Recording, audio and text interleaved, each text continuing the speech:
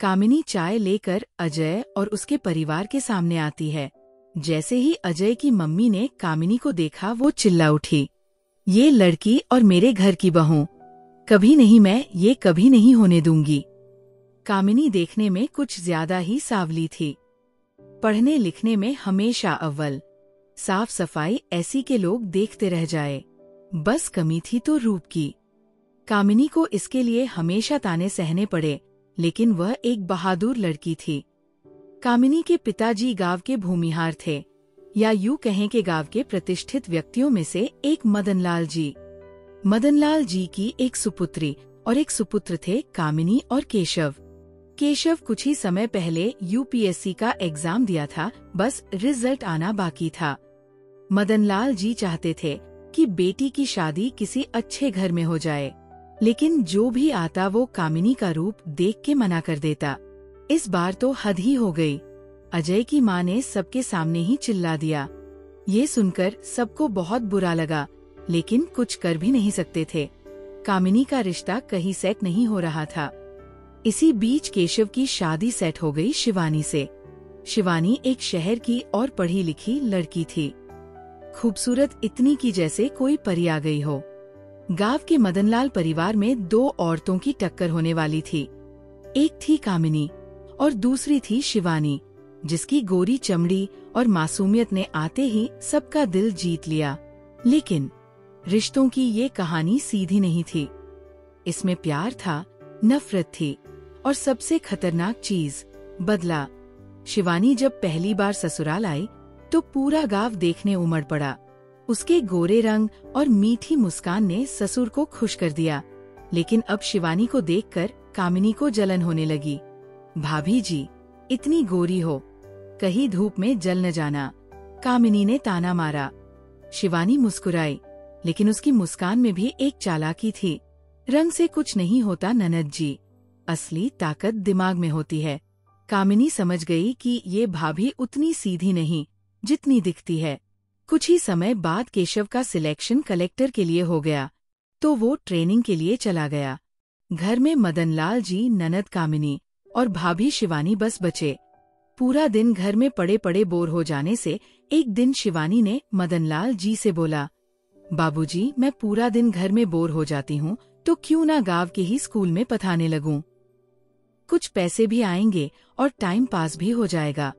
दरअसल कामिनी और शिवानी की बनती नहीं थी, इसलिए दोनों अलग अलग रहना चाहती थी। लेकिन जब से शिवानी घर में आई थी तो कामिनी को उसके ऊपर शक होता था, और जलन तो थी ही। मदनलाल ने कहा, ये तो बहुत अच्छा है। कामिनी ने बोला, पिताजी, अगर हो सके तो मेरा भी करवा दीजिए। स्कूल में मैं भी भाभी के साथ चली जाया करूंगी। शिवानी मन मसोस कर रह गई, लेकिन कुछ बोल नहीं पाई। मदनलाल ने बोला, ठीक है, मैं स्कूल के प्रिंसिपल से बात करूंगा। अगले दिन मदनलाल ने स्कूल के प्रिंसिपल से बात करी तो वो मान गए।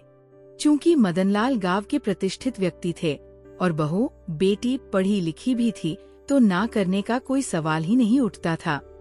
कुछ ही दिन में कामिनी और शिवानी स्कूल पढ़ाने जाने लगी, लेकिन कामिनी का मन पढ़ाने में कम और भाभी की ताक झांक में ज्यादा रहता। प्रिंसिपल ने कई बार कामिनी को वार्निंग दी, लेकिन कामिनी नहीं मानी। अंत में प्रिंसिपल ने कामिनी को स्कूल से निकाल दिया, लेकिन उसको लगा कि ये सब शिवानी के बोलने से हुआ है, जिससे कामिनी शिवानी से और चिढ़ने लगी। मन ही मन शिवानी से बदला लेने की प्लानिंग करने लगी। जो कामिनी कभी इतनी सुशील हुआ करती थी, आज वह अपने भाभी को बदनाम करने के लिए किसी भी हद तक जाने के लिए तैयार थी। कामिनी के दिल में जलन की सिर्फ एक वजह नहीं थी। सालों पहले वो गांव के राजेश से प्यार करती थी, लेकिन घरवालों ने उसे ठुकरा दिया। अब जब राजेश गांव लौटा तो उसकी नजरें शिवानी पर टिक गईं। स्कूल आते जाते वो गांव के चौराहे पर शिवानी को ताड़ता रहता। इस बात से शिवानी को तो कोई फर्क नहीं पड़ता था, लेकिन कामिनी इस बात से और ज्यादा चिढ़ती थी। अगर मैं अपनी मोहब्बत नहीं पा सकी तो शिवानी को भी चैन से नहीं रहने दूंगी, कामिनी ने ठान लिया। कामिनी ने राजेश से मिलकर एक गेम प्लान बनाया। अगर तुम शिवानी के करीब आना चाहो तो मैं तुम्हारी मदद करूंगी। बस उसे बदनाम करना है। राजेश पहले तो झिझका, लेकिन फिर उसकी आंखों में शिवानी की सुंदरता दिखी, जिससे वो तुरंत तैयार हो गया। कामिनी ने एक दिन मौका देखकर राजेश को अपने घर बुला लिया और उसे अपने कमरे में छुपा दिया। रात में जब शिवानी किचन में थी, तभी कामिनी ने राजेश को उसके कमरे में भेज दिया। कामिनी जीत की खुशी में थी, लेकिन किस्मत को कुछ और ही मंजूर था। नौकरानी ने सच सुन लिया, राजेश और कामिनी की साजिश की पूरी बातचीत। नौकरानी ने शिवानी को सब बात बताई, तो नौकरानी और शिवानी ने मिलकर प्लान बनाया कि शिवानी के प्लान में उसी को फंसाते हैं। सबको खाना खिला के शिवानी जैसे ही अपने रूम की तरफ बढ़ी, तभी उसका पैर फिसल गया और वो गिर गई। ये सब शिवानी की एक चाल थी। नौकरानी जोर से चिल्लाई, सब लोग दौड़ के आए और शिवानी को उठा करके बरामदे में ले गए। नौकरानी दवाई का डब्बा लेने दौड़ के शिवानी के कमरे में गई। वहाँ उसने राजेश को छुपा हुआ देखा तो जोर से चिल्लाई, चोर चोर पकड़ो। सब लोगों ने मिलके राजेश को बहुत पीटा और पुलिस को बुला के उसके हवाले कर दिया। शिवानी और नौकरानी मन ही मन खुश हो रहे थे। जब पुलिस ने राजेश की खातिरदारी की तो राजेश ने सब सच उगल दिया। पुलिस वाले ने पूरी बात मदनलाल को बता दी।